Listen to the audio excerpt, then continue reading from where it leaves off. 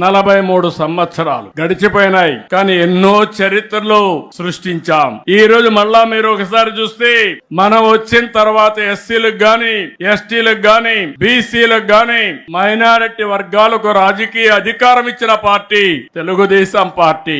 ఇంకో పక్క మీరు ఒకసారి చూస్తే ఒకప్పుడు బీసీలంటే లెక్కలేని తనం ఉండేది, రాజకీయ గుర్తింపు ఉండేది కాదు. ఈ రోజు సమాజంలో బీసీ అంటే సమాజానికి వెన్నెముగ్గా గుర్తించిన పార్టీ తెలుగుదేశం పార్టీ.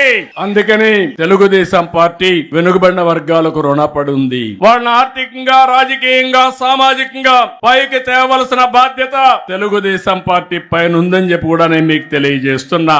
ఇంకో పక్క మీరు ఒకసారి ఆలోచిస్తే ఎక్కడికక్కడ సోషల్ రీఇంజనీరింగ్ చేసిన పార్టీ తెలుగుదేశం పార్టీ. మొన్న మీరు చూశారు, ఎన్నికలు వచ్చాయి. ఎన్నికలు వస్తే అన్ని వర్గాలకు, అన్ని కులాలకు రాజ్యాధికారంలో భాగస్వాములు చేస్తూ ఎమ్మెల్యేలుగా, ఎంపీలుగా సీట్లు ఇచ్చావంటే అది తెలుగుదేశం పార్టీ చూపించిన చొరవ.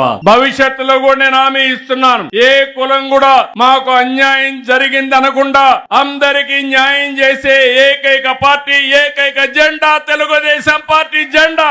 మొన్ననే మీరు చూస్తే ఒక సామాజిక న్యాయం కోసం నేను 96లో ఎస్సీ వర్గాల్లో ఏబిసిడి కేటగరైజేషన్ కావాలంటే ఆ రోజు ఆలోచించి మాదిగలకు కూడా ప్రాధాన్యత ఇవ్వాలి, ఎవరికి అన్యాయం జరగడానికి వీలు లేదని కేటగరైజేషన్ నాంది పలికాం. అది ఇక్కడ అక్కడ తిరిగి తిరిగి సుప్రీం కోర్టు వరకు వెళ్లి కొన్ని రోజులు అనుభవించిన తర్వాత కొట్టేస్తే ఆ రోజు ముఖ్యమంత్రిగా చేసిన చట్టాన్ని మళ్లీ దేశానికి ఆదర్శంగా కేటగరైజేషన్ చేసే అధికారం తెలుగుదేశం పార్టీకి వచ్చిందంటే ఇది ఒక చరిత్ర.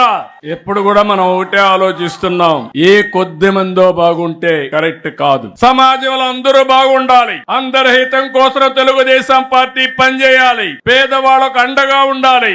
అలాంటి స్ఫూర్తితోనే మనం ముందుకు పోతున్నాం.